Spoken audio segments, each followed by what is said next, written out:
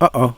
So that's why I was in the wrong place. Yeah, well, they are opposite, but it's like opposite alternate versus the other. Okay. Sorry, I said that, but I don't know if you heard me. Oh. Sometimes I can't read and listen at the same time. What are you looking at? This is cow wheat, Melampyrum lineare. It's a hemiparasite in the Orobanchaceae, formerly the Scrophulariaceae. It's a rare plant in Ohio. This is one of the largest populations of it. So here's the Wikipedia. Here's the Wikipedia entry for cow wheat that explains that it's a hemiparasite, meaning it receives energy from both from photosynthesis and root parasitism.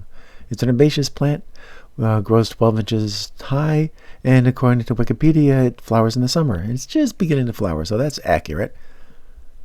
It grows in somewhat exposed woodlands. So let's go back to us on the Glade, ruminating about this peculiar plant. Oh, a cool plant. What's cool about it? It's rare, and it's a Scrophulariaceae, right? Slash old school Scrophulariaceae. Right. Oh, it's in the Orobanchaceae now, right? Yeah. It's a hemi. I think it's a hemi. You know, these plants that are hemiparasites, they're totally green. How? It's someone like thought, oh, let's see if it's parasitic, and dug it up and saw that the roots were attached to other roots. How would people make that observation? It's just so cryptic. It doesn't look any different than the other plant. Really. But I guess if you know other members of the family, you can make a hunch, and then you have an easier time finding it, I guess. Oh. Looking for it. That makes sense. Do they have special morphology on the roots, where they attach? I don't know. I've never heard of that. Astoria or something. Yeah, it makes sense. That would also be a clue how they discovered it. But Some of them are mycoheterotrophs too, though. I don't know if this one is. I think this one's supposed to be parasitic. Okay. Maybe not. Maybe I'm thinking of something else. I mean, the habitat makes sense as well, because the habitat is this glade with, it's very open and the soil's thin. And so having hitchhiking on another plant for your carbon makes sense. I agree. We're- And this is a glade. This is similar to, but different from, the glade that we were at last week at Patel Darby. Thin soil, poor soil. This one's acidic. And what we have here are a lot of mosses and lichens.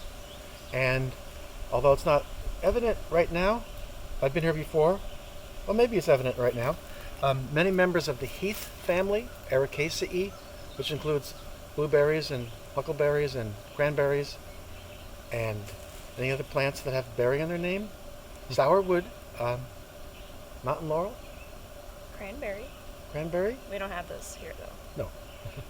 which have an affinity to acidic sites like this. We're in the Hocking Hills in Hocking County at a private nature reserve called Deep Woods.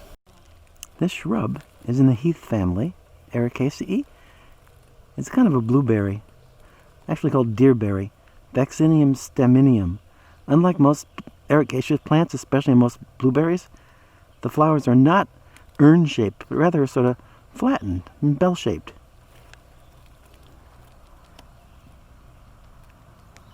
Because there's not a lot of competition from higher plants, mosses and lichens do well in these low-nutrient glade areas. Here particularly we have a particular genus called Polytrichum. It's an acrocarp, a standing-up moss, with tall sporophytes, which are covered with a calyptra made of many hairs, hence the name Polytrichum or Polytrichum. Mixed in with the Polytrichum is a fruticose, that is to say shrubby, lichen called reindeer lichen. Lichens are symbiotic organisms, mostly fungus, but they have algae tucked into their bodies there. It's like fungi that have discovered agriculture. Famously, lichens come in three main growth forms: crusty, leafy, and shrubby. This is one of the shrubby ones, technically called fruticose. This is a member of the genus Cladonia, a big genus of fruticose lichens, some of which are branched a lot, like this, and it's called a reindeer lichen. This is Dixie reindeer lichen, Cladonia subtenuis.